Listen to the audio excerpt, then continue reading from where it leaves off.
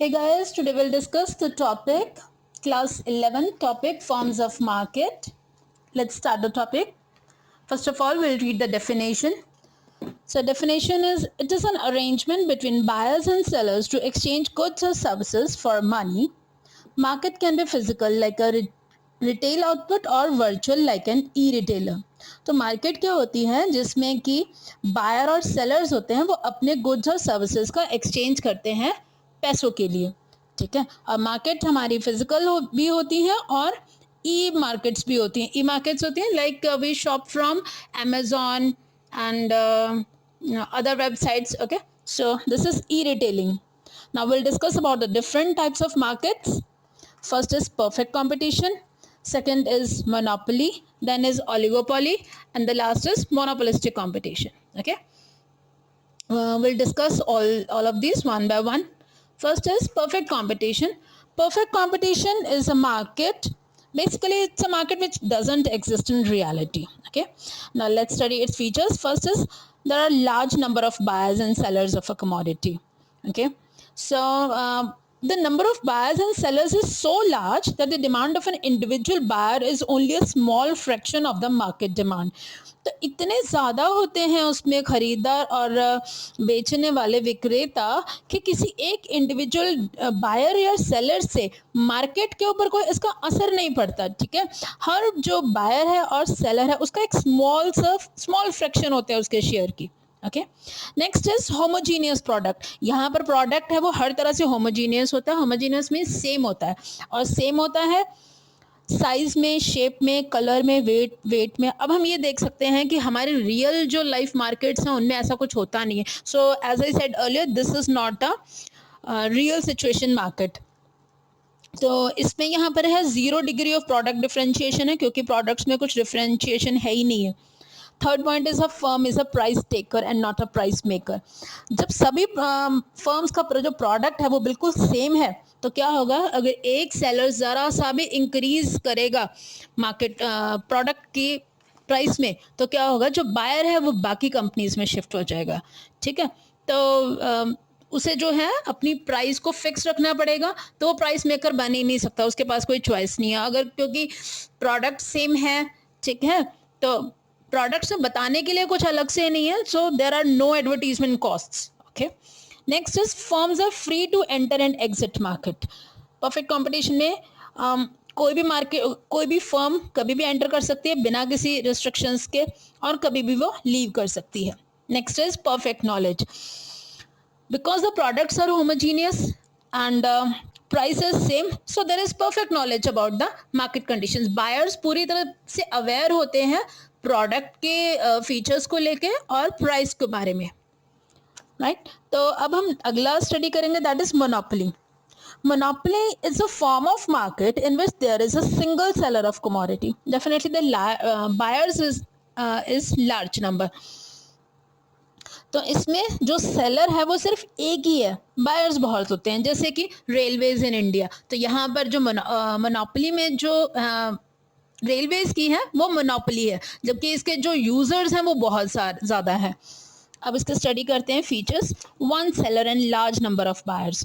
एक ही single seller है तो वो पूरा कंट्रोल एंजॉय करता है मार्केट के ऊपर. Under monopoly there is a single seller of the product, so the monopolist enjoys full control over the market. Next point is restrictions on the entry of new firms. Generally, there are patent rights granted to a monopoly firm. Hence, there are restrictions for a new firm to enter monopoly market. Due to restricted entry of the new firms, monopoly firm earns extra normal profits. तो इसका मतलब ये है कि एक ही यहाँ पर जो है सेलर है या जो मोनोपोलिस्ट है वो सिंगल मोनोपोलिस्ट है तो नेचुरल है कि वो एक ही है.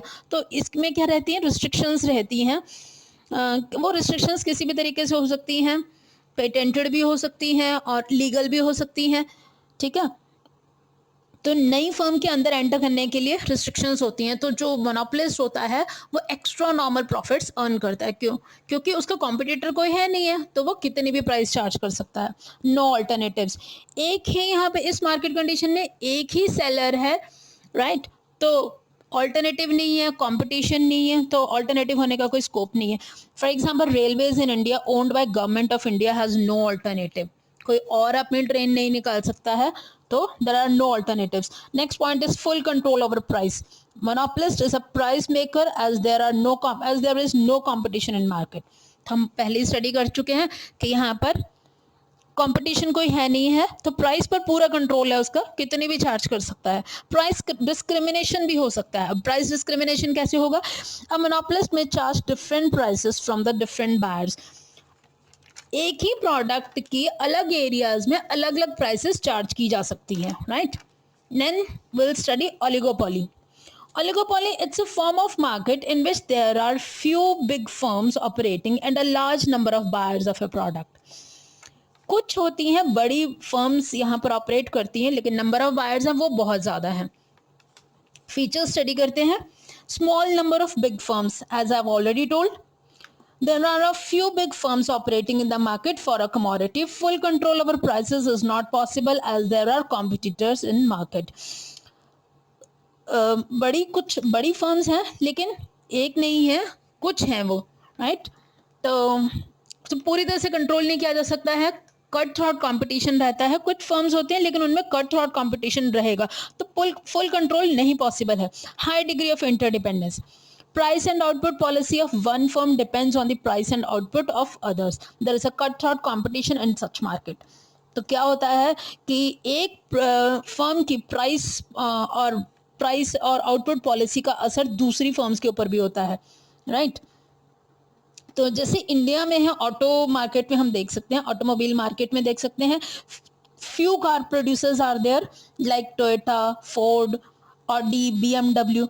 तो एक के प्राइस डिसीजंस का असर बाकियों पर भी पड़ता है. Third point is no specific demand curve. तो इसमें क्या होता है कि it's not possible to trace the demand curve under such market condition under the oligopoly. और ऐसा क्यों होता है? क्योंकि इंटरडिपेंडेंस बहुत ज़्यादा होती है कंपीटिंग फर्म्स के अंदर.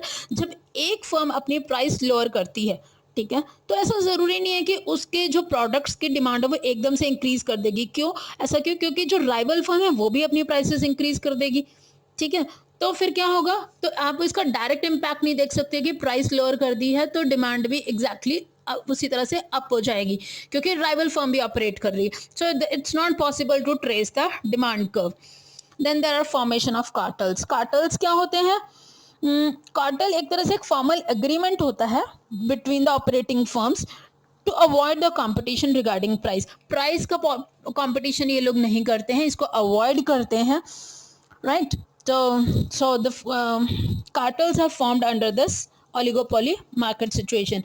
Then entry barriers. Under this, the barriers are created for restricting the entry of new firms through patent rights. नई firms की entry को restrict करने के लिए patents की help ली जाती है, right? Then we'll study the monopolistic competition. It's a form of market in which there are many buyers and sellers of the product. But the product of each seller is different from that of the other. For example, firms producing different brands of toothpaste, that is Colgate, Close-Up, Pepsodent, etc. तो यहाँ पर जो है जो buyers हैं वो बहुत ज़्यादा हैं और sellers हैं वो भी बहुत ज़्यादा हैं, ओके. लेकिन एक फीचर जैसे कि इसमें और परफेक्ट कंपटीशन में एक डिफरेंस है.